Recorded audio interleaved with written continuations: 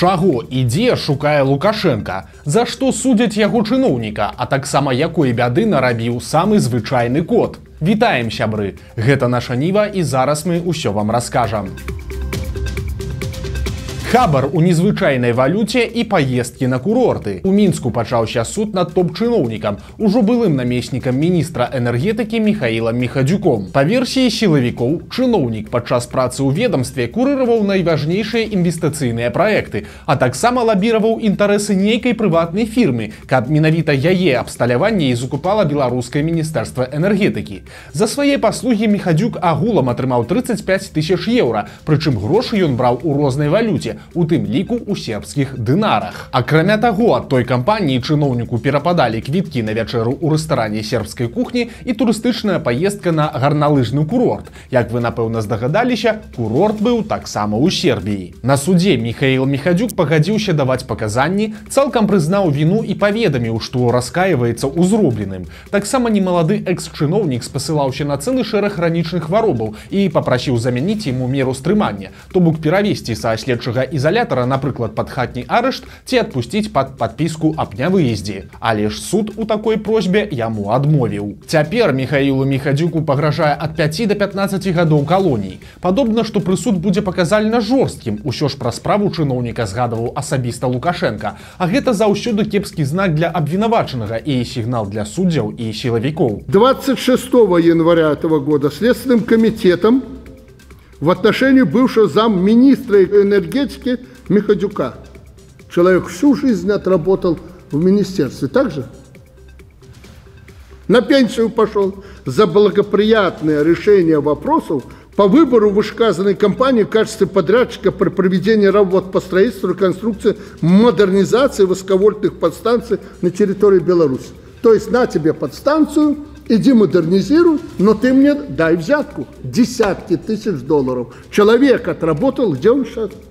В СИЗО. В СИЗО? Да. Да таго ж Міхадзюк займаўся любімай цацкай Лукашэнкі. У міністэрстве чыноўнік кіраваў працай дэпартамента па ядзернай энергетыцы і асабіста курыраваў будаўніцтва беларускай АЭС у Астраўцы. Так што чакаем суровы і вялікі вырак. Але ж не забываемся, што якім бы ні быў прысуд, зусім не факт, што былы чыноўнік правядзе ўвесь тэрмін за кратамі. Усё ж для сваіх у Лукашэнкі зусім іншае правасуддзе. І, магчыма, праз пару гадоў Міхадзюк раптам усплыве на волі ў якасці кіраўніка якога-небудзь Саўгаса. Працяг скандальнай гісторыі пра вялікія грошы і сыноў Лукашэнкі. Раней мы ўжо расказвалі пра дзіўны нюанс пры продажы беларускіх белазаў. Гэтая вельмі дарагая тэхніка чамусьці прадаецца праз фірмы-пасярэднікі, нітачкі ад якіх вядуць да ўстановы пад назвай прэзідэнцкі спартыўны клуб. Кіруе гэтым клубам сярэдні сын Лукашэнкі Дзмітрый. Там жа пэўны час працавала і жонка Дзмітрая, лукашэнкаўская нявестка, вядомая сёння як паэтэса Ганна Сялук. І цяпер Белпол здабыў лічбы, колькі грошай на продажы белазаў зарабіла гэтая сямейная установа. З 2008 па 2019 гады прэзідэнцкі спартыўны клуб атрымаў каля 66 мільёнаў даляраў. Для разумення, сам завод «Белаз» за гэты час атрымаў не нашмат больш, каля 83 мільёнаў даляраў. Лукашенко працягвае шукаць грошы, дзе толькі магчыма. Сёння ён прымаў у Мінску дэлегацыю з Пакістана. І такія госці не дзіўныя, бо насельніцтва гэтай краіны амаль 240 мільёнаў чалавек, і гэта больш, чым у Расіі. Але ж таваразварот паміж Беларусю і Пакістанам мізерны, усяго толькі 50 мільёнаў даляраў на год. Гэтую праблему адзначыў і сам Лукашенка, і цяпер вельмі хоча яе выправіць. З яго пункту гледжання ўсё лагічна. Усё ж ва ўмовах санкцый яму патрэбныя любыя рынкі, і выбару у яго няма. Тым часам Лукашэнку запрасілі на канферэнцыю Арганізацыі Аб'яднаных Нацый, але ён на яе не паедзе. Мерапрыемства для краін, якія не маюць выхаду да мора, пройдзе ў снежні ў афрыканскай Батсване. Як паведаміў Анатоль Глас, прэс-сакратар беларускага міністэрства замежных спраў, запрашэнне ад ААН атрымаў і Александр Лукашенка, але ж падобна ідэяй такой паездкі не загарэўся, нягледзячы на свае заявы пра афрыканскіх сяброў, бо, па словах Глаза, беларускую дэлегацыю на форуме будзе прадстаўляць кіраўніцтва міністэрства замежных спраў. Дарэчы, пра Беларусь, Афрыку, Лукашэнку і хітрыя схемы. У аэрапорце Мінска на мінулых выхадных заўважылі незвычайных гасцей. Там прызямліліся адразу 4 самалёты Airbus. Усе яны належаць авіякампаніі Magic Air з Гамбіі, пра якую практычна нічога не вядома. Але ж нямецкае выданне Focus мяркуе, што гэтая фірма-пракладка, праз якую Расія абыходзіць санкцыі, бо гэтыя 4 самалёты уласна і ёсць увесь авіяпарк загадкавай кампаніі. Нагадаем, што праз санкцыі Расія не можа купляць заходнюю авіятэхніку. І цяпер журналісты мяркуюць, што прылёт 4 нібыта афрыканскіх самалётаў у Беларусь проста частка хітрай схемы, па якой гэтыя барты пасля адправяцца ў расійскія авіякампаніі. Таемныя сігналы і любоў да Лукашэнкі. У пятніцу ён нечакана падпісаў указ аб памілаванні 30 палітычных зняволеных. Вядома, што гэта 14 жанчын і 16 мужчын, некаторыя з якіх маюць цяжкія хваробы. Імёны многіх вядомыя. Таксама вядома, што ў той спіс памілаваных увайшлі і тыя, каго ўжо адпусцілі на волю. Іншыя паціху выходзяць з калоній. Але ж да асвятлення гэтай тэмы актыўна падключылася прапаганда. І асабліва адзначыўся вядучы АНТ і журналіст лукашэнкаўскага пула Ігар Тур. Ён адразу пачаў пераконваць, маўляў, ні ў якім разе не падумайце, што Лукашенко прагнуўся пад ціск. Глава государства их просто по-человечески пожалел. А затым Тур увогуле загаварыўся. Па-першае, ён заявіў, што прыхільнікі Лукашэнкі, аказваецца, павінны яго любіць. А па-другое, яшчэ і разумець нейкія лукашэнкаўскія сігналы. Карацей, паслухайце самі гэты феерычны поток праўладнай свядомасці. Если это и сигнал главы государства, то нам, белорусскому обществу. А вот в чем этот сигнал? Уловим ли мы его? Поймем ли и исполним ли? Потому что именно вот так надо, раз уж этот сигнал посылает наш лидер. Это вопрос куда более сложный. Сторонникам президента, добавлю еще я важное, нужно Александра Лукашенко не только любить, но и понимать. А если в моменте понимания нет частично или полностью, нужно тогда просто доверять. Доверие он оправдывает регулярно. Але ж не варта ўспрымаць памілаванне некалькіх дзясяткаў чалавек як мяккасць Лукашэнкі ці лічыць, што ён пераглядзеў сваё стаўленне да апанентаў, бо іншых палітычных працягваюць прэсаваць. Цяпер супраць актывісткі Нафтана Ольгі Брыцікавай завялі ажно 3 крымінальныя справы. Прычым Брыцікава і так сядзіць у калоніі. Яна атрымала 3 гады за так званае распальванне варожасці. Але ж на думку лукашэнкаўцаў гэтага мала. І цяпер жанчыну вінавацяць у садзейнічанні экстрэмізму, закліках да санкцый і зноў жа у тым жа распальванні варожасці. Зараз Брыцікавай пагражае ажно да 12 гадоў.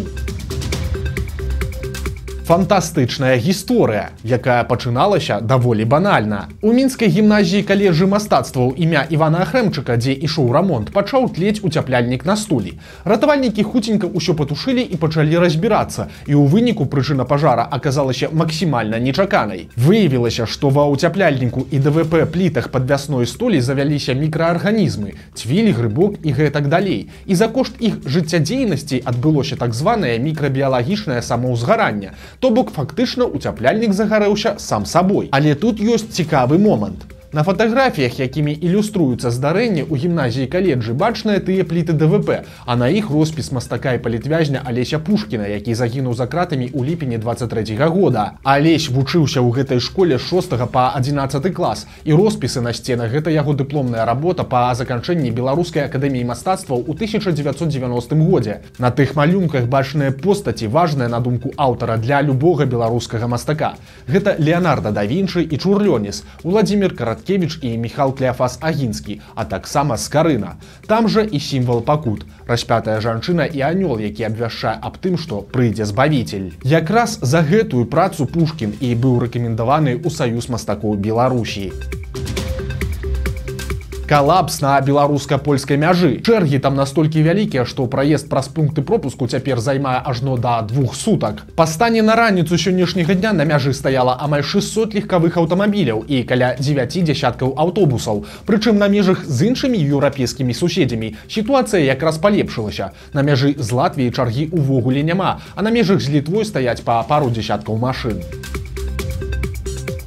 Новы клопат лукашэнкаўцаў. Цяпер прадстаўнікі дзяржаўных беларускіх структур збіраюць гуманітарную дапамогу для жыхароў Расіі, а канкрэтней для Курскай вобласці. Пра такія зборы ўжо адсправаздачыўся праўладны беларускі саюз жанчын. Сюжэт пра гэта нават паказалі па рэгіянальным гомельскім тэлебачанні. Прычым адметна, што пра саму сітуацыю пад Курскам кажуць вельмі абцякальна. Тое, што адбылося, называюць трагічнымі падзеямі альбо проста падзеямі. У тым жа сюжэце сцвярджаецца, што за апошнія дні ў Гомелі сабрана каля 2 тонн гуманітаркі. Гэта прадукты, прадметы гігіены, падушкі і коўдры. А жлобінскі мясакамбінат перадаў каля 350 кілаграм мясных кансерваў.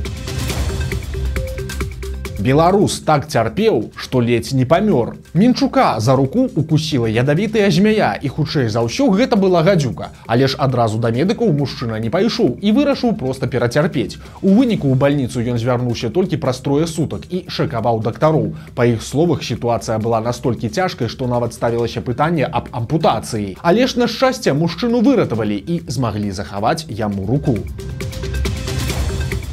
Бяда адбылася на трасе пад Мінскам. Там, пераскочыўшы раздзяляльную агароджу на дарогу, нечакана выбег лось. Жывёлай сутыкнуўся легкавік Volkswagen і, на жаль, не абышлося без ахвяраў. Кіроўцу машыны шпіталізавалі, а яго пасажырка загінула на месцы. Лось таксама загінуў пад коламі аўтамабіля. Дзікая гісторыя адбылася ў Рэчыцы. Там шалёны кот пакусаў ажно некалькіх чалавек, прычым пацярпелі нераўнадушныя мінакі, якія хацелі пакарміць ці пагладзіць жывёлу. Колькасць кацячых ахвяр не называюць, але ўсіх іх цяпер чакае агляд у доктара і курс прышчэпак супраць шаленства. Калі што, ката ўжо таксама знайшлі і злавілі. 12-гадовы школьнік са Шклова пабудаваў самы сапраўдны дом сваімі рукамі. Відэа выклала мама хлопца. Выглядае дамок вось так. Сапраўднае бярвенне і дошкі, а ўнутры тыповы вясковы інтэр'ер. Прычым і ложак, і стол маленькі будаўнік таксама зрабіў сам.